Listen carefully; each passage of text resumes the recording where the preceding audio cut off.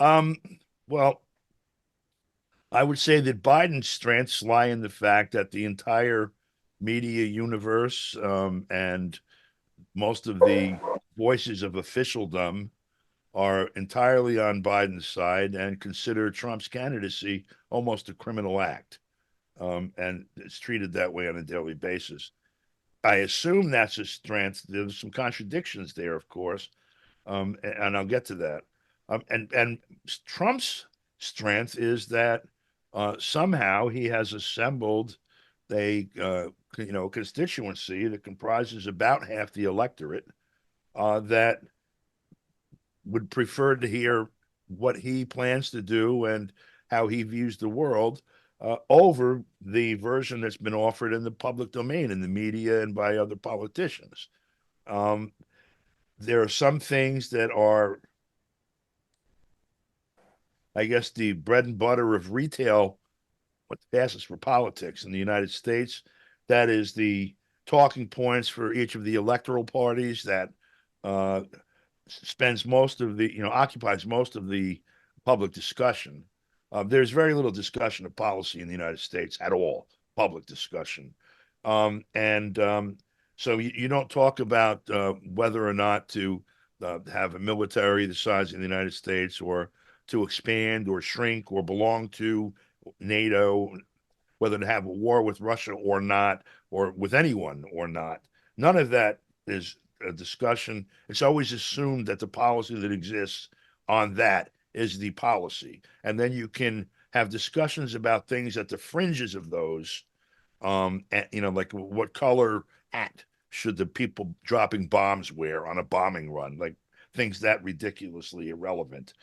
And instead, the big issues that the electoral party, that the Democratic Party is trying to make the election about, is the abortion, the abortion law, the legal climate changed during President Trump's term with a, I'm sorry, actually during Biden's term with a Supreme Court decision that narrowed, basically said that abortion law will be decided in each state rather than there being a national one. That is a big issue here, despite the fact that we're currently at war in Israel and perhaps with Iran, with Russia in Ukraine. Where else was, all over the place. Not mentioning all of the various intrigues and intel ops that are running across Africa, Latin America, Asia, and Europe. So none of that is part of the public discussion. We're going to talk about abortion. We're going to talk about trans rights. This is a big deal, particularly in foreign policy, all of a sudden. And Things that are um, the only discussion of economic, people here are very stressed economically, more so than at any point, I would say, since 1933. And perhaps more uncertain about what comes next than they were in 1933. Um, but the public discussion begins with the belief or the I don't know the holy truth that things are going very well in the economy, that Biden's administration has done many miracle things to bring prosperity to the people, which we are now widely enjoying. This is at odds with the fact that more people are in foreclosure or eviction from their homes than at any point since 2008, and that more people are food uncertain in this country than perhaps have ever been, certainly since the 1930s. And a variety, the unions are almost non-functional here now. They're minute in terms of the percentage of the population, working class population that belongs to unions. You have just about every measure of public and civic and economic life is at its worst. The right to privacy is non-existent. Free right of free speech is pretty close to non-existent. People are in prison for speech now. Look at Julian Assange; he hasn't even had a trial yet. And so, you know, confronting confronting the American public is a condition like that with a narrative that things are wonderful. That's the package around Biden, whether it's their strengths or weaknesses, depends. Trump's is that all that stuff is bad, and I'm going to fix what we should keep and throw out the rest. And that's my job. Right. He's like the angry voice, okay, against, like righteous anger, because no matter what he intends, because the thing he's pointing anger at is something that people should be angry about. And so he's Right. focusing it for his own purpose. That's what we have for electoral politics. And the son of former Senator Robert Kennedy was also Attorney General under his brother's administration, John Kennedy's administration, 1961 to 1963. Um, Right. the son is running for president as an independent candidate. He has the benefit of having had an uncle who was a very well liked president, who was assassinated, who some say was assassinated as the current state that controls events in the United States took power. And it was his assassination enabled what we have now. Some say that he's on the horizon, in essence, as someone seeking to restore, what was before, the status quo ante, and set us on a path of democratic development and freedom and rainbows and whatever. um, he has to encounter the. All right, so if you're going to have an election, you have a day that people vote, and you have some instrument of voting. Here it's a ballot with the lists of approved candidates on it. Like if I want to run for president, for example, I can't just say, "Hi, I'm running too, put my name on the list." It's not done that way here.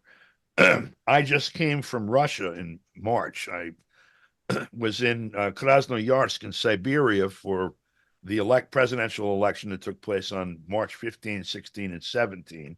I was part of a group of international election monitors. These observers, not monitors, observers.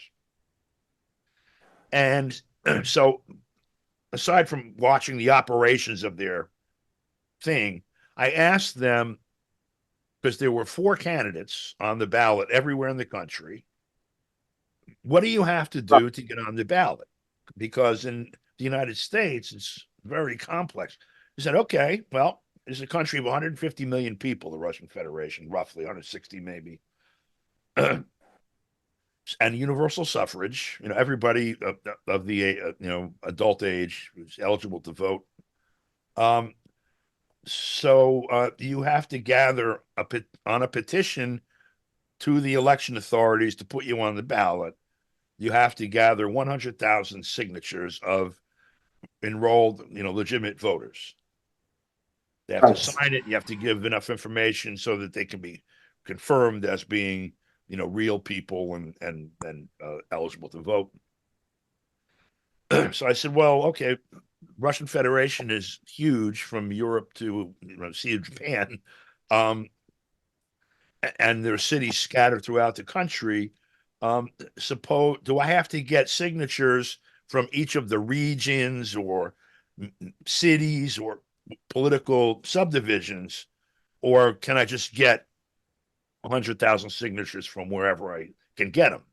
And they said, no, anywhere in the Russian Federation. If you've never left Moscow, for example, this is what the head of the election commission in Krasnoyarsk district told me. If you never left Moscow and you have all your connections there, and you can get 100,000 signatures there, then you can be on the ballot. And so I said, well, the theory behind requiring it from all different parts of the nation that they use in the United States is that this way people are represented in the decision making process. And he said, if your only constituency is in Moscow, then you either have to campaign in the rest of the country and become known to people and build a constituency there, or you're not going to win the election, period. He said, our system allows for exactly that. It's not helped or hindered. As a matter of fact, if we put an artificial requirement like that in place, there'd be some candidates that might be attractive to this or that area that will never make the ballot. So he said we prefer free access to this within, there's like basically they want to make sure the support is at scale where it's not absurd to waste ink across the country for someone that's not going to get any votes. And obviously, when you look at empowering an entity with that decision making process, it becomes a focal point of power, gatekeeping, and whatever, and a prize that people with their own interests in mind might wrestle over to try to get control of it. This is natural, but they have a very transparent process there, and they have an available system of appeal. If there's this decision making center that reviews the petitions and says yes, in fact, you got 100,000 valid signatures, and so you're on the ballot. Someone does that. If when they decide that you did not do that, there's a very simple process to appeal it to a judicial authority, basically. So, and it's accessible. That was it. So this is what I learned while I was there. My context is this: I'm here in the United States, and so Joe Biden is the Democratic nominee. There's been no convention, very few primaries. No one was allowed to emerge as an opponent, even though there are plenty of people, gnawing at the bit to do it. The only one who dared do it, who had the credentials of being a Democrat, was Robert Kennedy Jr. And the Democratic National Committee made it clear that his candidacy was not wanted, and they started to adjust the machinery to make it clear that it's a waste of time to pursue it. That's how Biden is the candidate. Donald Trump is currently under, I don't know how many it is, 9 indictments, 11. There are various state and federal criminal cases pending against him that they started piling on a year and a half ago, ranging from everything to he took home secret papers and didn't bring them back to the office before he left the presidency, to he had sex with me when I was a prostitute, even though I signed a statement saying that he didn't, to over and everything in between. You violated the business law by overvaluing a collateral asset as an inducement to a loan that you repaid, and that in fact was not overvalued. That happened, by the way, 8 years ago or 12 years ago, that no one ever complained about, and that the lender says it was perfectly fine.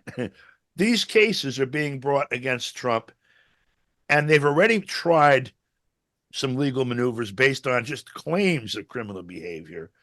Because of there was a riot, or whatever you want to call it, at the U.S. Capitol building, January 6, 2021, which was the day that the joint session of Congress met to review the results of the electoral college votes in each of the states, to hear challenges, if there were any to be brought, and make decisions as to whether or not to certify the electors.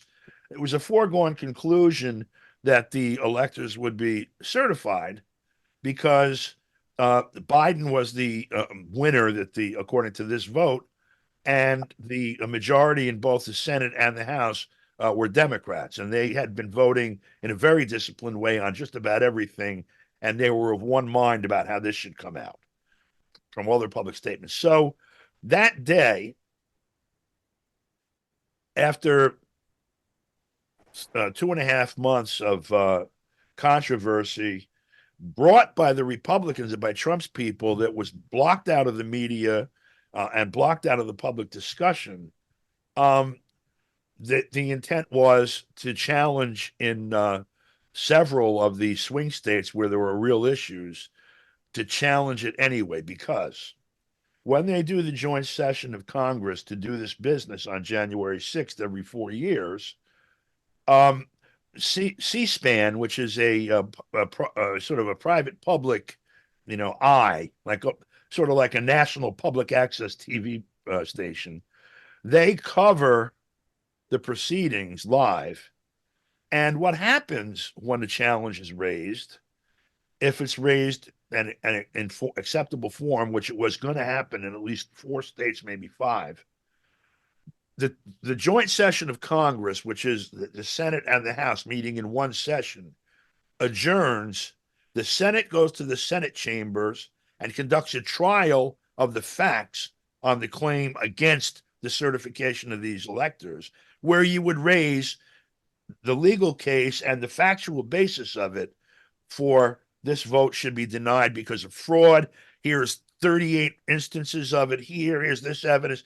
This would happen in front of a television camera that people would see across the country. And in the House of Representatives, you would have the same thing happen.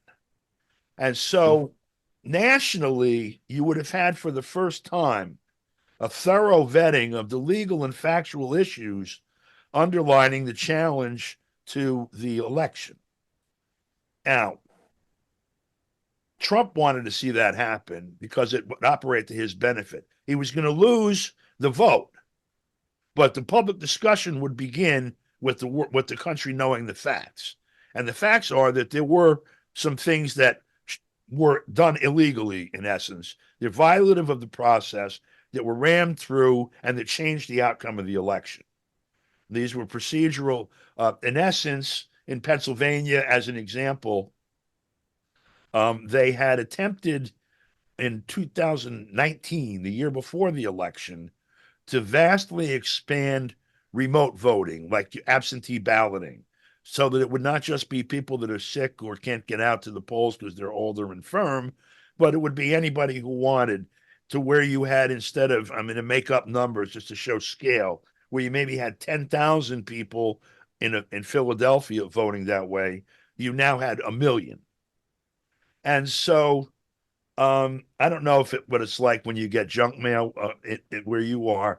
Here, they'll send it to occupant 15 Main Street, Ossining, New York, etc. So we were calling them Dear Occupant ballots because the chain of custody was non-existent. They put them in the mail and they went out, and then people brought in boxes of ballots and they were counted. And that happened in Philadelphia on election day in 2020. The vote actually that was counted up until about midnight showed Trump as the winner. And then a massive amount of these ballots came in and changed the outcome of the election. And it changed it for the state, Pennsylvania, which was one of the swing states, and it ended up being, along with Georgia and either Wisconsin or Minnesota, Michigan, because these both had that happen, turn the election. This is how he lost the election. No one in the country knows any of this. They don't know that in 2019, they introduced the law to allow it and was voted down in the state legislature. They didn't. This is before COVID, 2019. In 2020, they came back with it saying COVID, this will, keep people from, and they voted it down again. And so instead of a state legislation coming through the legislature, being signed by the governor, being official state legislation, they used the attorney general, who was appointed by a Democratic governor, to reinterpret the existing law to allow it, and got some other procedural sign off. And get the AG and the governor issued an executive order on an emergency for COVID, allowing it. And in addition to that, they had one other. So in other words, this stuff happened, and yet the constitutional requirement under Article 2, Section 1, Clause 2, is that the presidential election shall be conducted according to the laws of the state's legislatures. Very specific. And so, right. So, in other words, so now when Trump went to court with these things, he got dismissed on procedural, too soon, too late, didn't serve the right parties, all these threshold issues that courts use if they don't want to have a case come in. And and so no one really heard any of this, and this was going to happen anyway. I'm telling this in a very long version, but it's something that's really something that people need to understand what happened here. So while this process begins, Arizona is the first state on that list, and they get up and they object, and the two houses retire, and they start the proceedings. And as soon as the proceedings start, the Capitol was breached. And now the coverage, they suspend the proceedings, and the coverage goes to outside. And then for 11 and a half hours, we're told that the very foundation of American democracy is under threat by an insurrection. Some of us are like, a real insurrection? When's the next train to D.C.? I got to see this. And the people who were on the ground voting for the next town, the next state that got called that was going to bring the challenge, the person got up and said, I was going to bring this challenge, but in the face of the danger to our democracy that exists right now, the very act of committing a coup d'etat, basically, she was talking about the danger to democracy when what she was doing was the actual danger. So this perspective is what I had when I was looking at Russia's elections. That they're trying all these things to keep Trump. I got to get back to the point. The point is that they have tried everything since then to make Trump ineligible to run, including they have all these pending cases now. Out of that January 16 came this so-called insurrection. They claimed that this crowd was acting in concert with Trump to try to stop that process, and that therefore now they claimed a few months back he's not eligible to be sworn in as president because he committed insurrection against the country. They never had a trial, even a hearing or anything that, a process to come out and say, okay, now you did insurrection. They're just saying, everybody says he did, so we did. So you can't be on the ballot in Maine. You can't be on the ballot. All of this is what he's facing. And so his strength, back to your question, sorry about that long ride. His strength is that the very same people that are looking at the entire establishment, the current order as the enemy, the institutions have lost their legitimacy in the eyes of most of the country. The polling shows that. Democratic polls of Republican voters show that, and Republican polls of Democratic voters show that. In other words, 100% of those two of their constituency has no confidence in the institutions, and Trump to them is anti-institutional. He's fighting the institutions, and so the things that are Biden's strengths, Biden's, I mean the campaign's strengths, that is the full support of the institutions, is actually Trump's strongest weapon.